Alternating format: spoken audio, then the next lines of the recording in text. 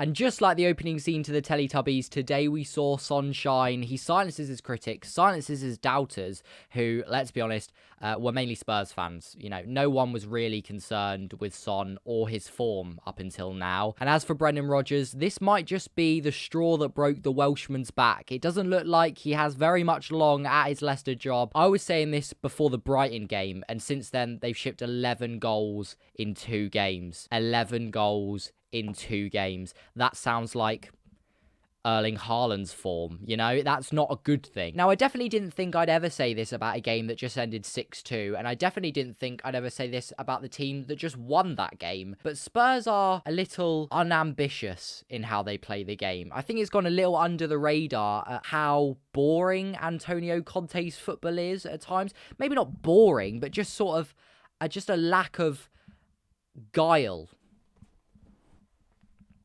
whatever that word means. It just feels, and it's the only word I can use, as unambitious. You know, there's a bank of 7 or 8 players just defending the box and then relying on the individual brilliances of Harry Kane, Kulusevski, or Son in this game in particular to get the job done in the final third. And that might just be the tactics that Antonio Conte has implemented into this Spurs side. But in this sort of age of the Premier League with rapid tactical development, it feels as though this team is definitely capable of a lot more creative, inspirational, free-flowing football. So when you're just watching 8 players defend and then hope to catch teams in the transition, feels a little odd to me. But I'm not going to criticise Tottenham when they're second in the Premier League, yet to lose a game. It's clearly working, and if Spurs fans are happy with that, fair play to them. You know, you need to win a trophy at some point. Will it happen this season?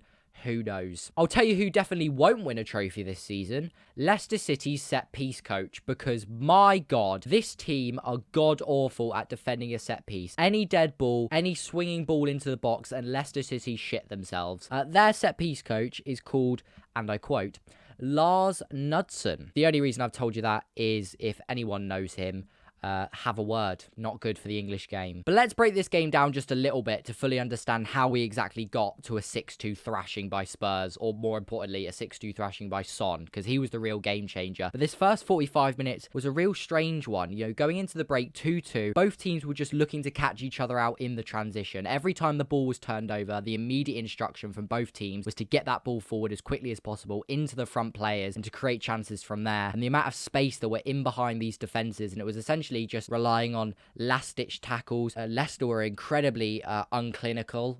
That's not a word.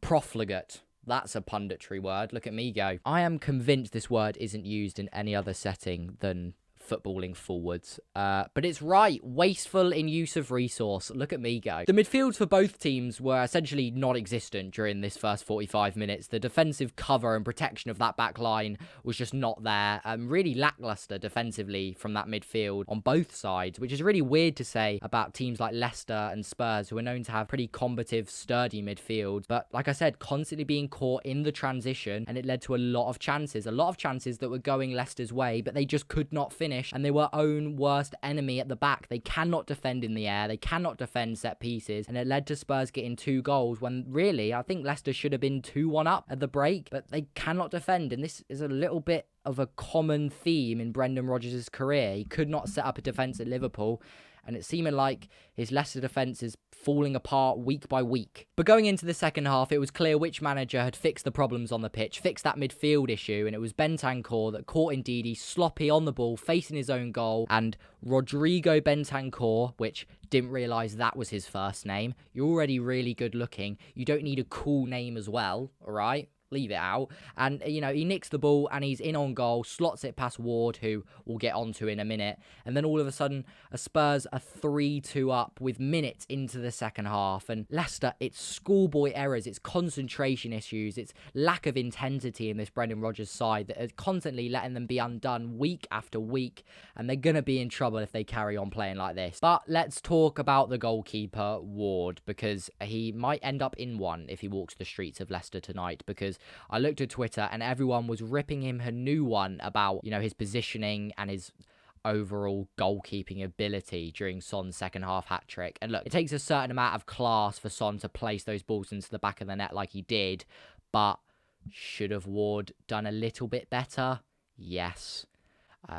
Should he be playing for Leicester City? No. Should Leicester City have sold their best ever keeper to Nice? Obviously not. But the praises should be going to Son, because although I felt like the game maybe didn't feel like it, it ended up looking like a battering, and that was all down to Son. So what do we take away from this game? Well, Spurs are still unbeaten in the Premier League. We're yet to see them really face a true challenge, despite them not playing particularly inspiring football. And as for Leicester City, they sit bottom, rock bottom of the Premier League. Who would have thought it? And it's dire straits for Brendan Rodgers. It's really not looking very good, and I think he might be on borrowed time. But we'll see. We'll see what happens after the international break. Couple of weeks, new manager bounce, get that new guy in, new tactics, get the team together. I'm sure not many of their players have been called up to international duty, because international duty being based on form, right? Not based on loyalty and favourites. Gareth Southgate. Anyway, I'll see you guys later. There will be football videos during the international break, just not about the international football, because no one gives a toss until the World Cup. And I shall see you later.